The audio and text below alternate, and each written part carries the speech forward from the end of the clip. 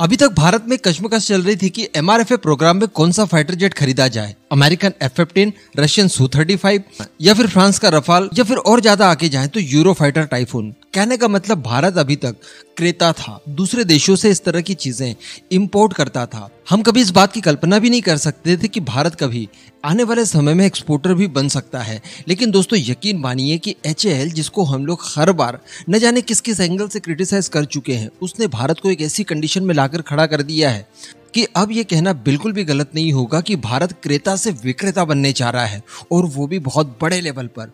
आप वीडियो को एकदम एंड तक देखते रहिए, मैं आपको सारी चीजें एकदम डिटेल में बताऊंगा। बस अगर आपको वीडियो पसंद आ जाए तो चैनल को सब्सक्राइब जरूर कर दीजिएगा।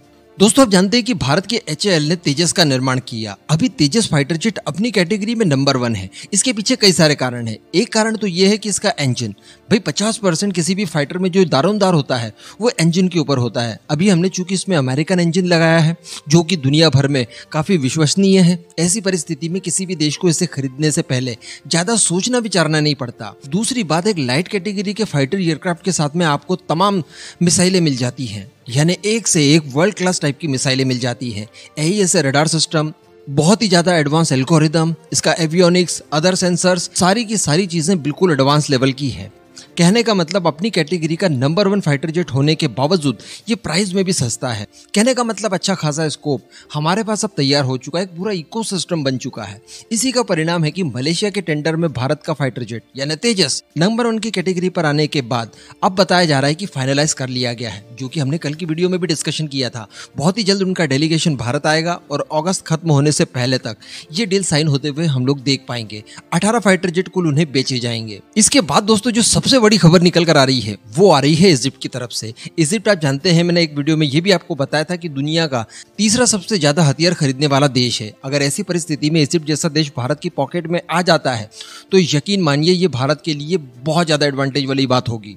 अभी ये भी डिस्कशन हम लोग कर चुके हैं कि भारत के HAL ने इजिप्ट को तेजस लिफ्ट को लेकर ऑफर किया है। तेजस लिफ्ट जो कि फाइटर जेट तो हो गई, साथ में एक बहुत ही उच्च कोटि वाला ट्रेनर जेट भी है। क्योंकि इजिप्ट अपने पुराने ट्रेनर जेट्स जो कि उसने चाइना से खरीदे उन्हें रिटायर करने जा रहा है, उनकी जगह फुलफिल करने के लिए तेजस सर्वश्रेष्ठ रहेगा।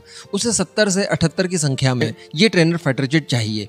अभी भारत ने जब ऑफर किया तो उसके बाद उनका एक वायुसेना का डेलीगेशन भारत आ रहा है, जहां पर इन सब चीजों को लेकर वो डिटेल में चर्चा करेंगे। HAL की फैसिलिटी में जाएंगे, वहां पर अलग अलग तरीके के नेगोशिएशन और जो भी चीजें उनको जमती है वो सारी चीजों के ऊपर डिस्कशन किया जाएगा। लेकिन यहाँ पर भी एक प्लस पॉइंट आ रहा है, और वो ये है कि इजिप्ट भी मलेशिया की तरह रशियन फाइटर जेट्स का इस्तेमाल करता है, जिनके की स्पेयर पार्ट्स, ओवरहॉलिंग और मेंटेनेंस वगैरह की चीजों के लिए वो भी मलेशिया की तरह परेशान हो रहा है। कारण है रशिया के ऊपर लगाए जाने वाले ढेर सारे सैंक्शंस।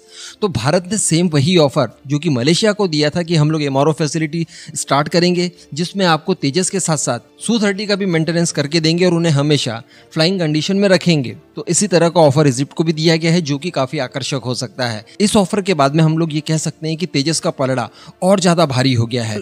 और केवल तेजस ही नहीं बल्कि भारत की तरफ से इजिप्ट को काफी मजबूती से ब्रह्मोस भी ऑफर की गई है।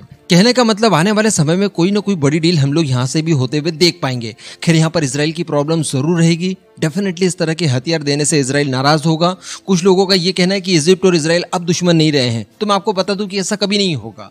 जब तक इजिप्ट या इजराइल दोनों में से कोई एक खत्म ना हो जाए, पूरी तरह से समाप्त ना हो जाए, तब तक ये दुश्मनी खत्म नहीं हो सकती। कारण है इसके पीछे की आइडियोलॉजी, उसी में तो फ्रैक्शन है, जो फ्रैक्शन कभी दूर हो ही नहीं सकते। कोई भी अरब देश इजराइल का कभी दोस्त नहीं बन सकता भाई। कितने भी संबंध ठीक हो जाए, वो स्तर वाली चीज आ ही नहीं सकती। डेफिनेटली इन फ्यूचर इजराइल को इन सब हथियारों से प्रॉब्लम हो सकती है, और इसी वजह से इजराइल इसका विरोध कर सकता है।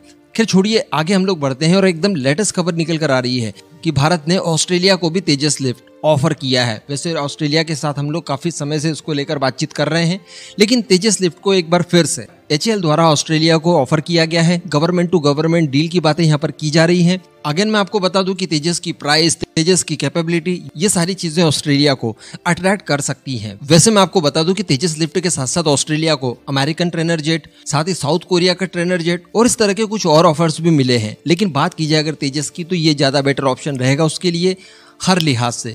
तो कहने का मतलब कुछ ही समय में हम लोग कोई ना कोई बड़ी डील होते हुए जरूर देख पाएंगे। कहने का मतलब प्लानिंग काफी लंबी चौड़ी है, फ्यूचर को देखकर की जा रही है। भारत के फ्यूचर के लिए इससे बेहतर पल दूसरा नहीं हो सकता।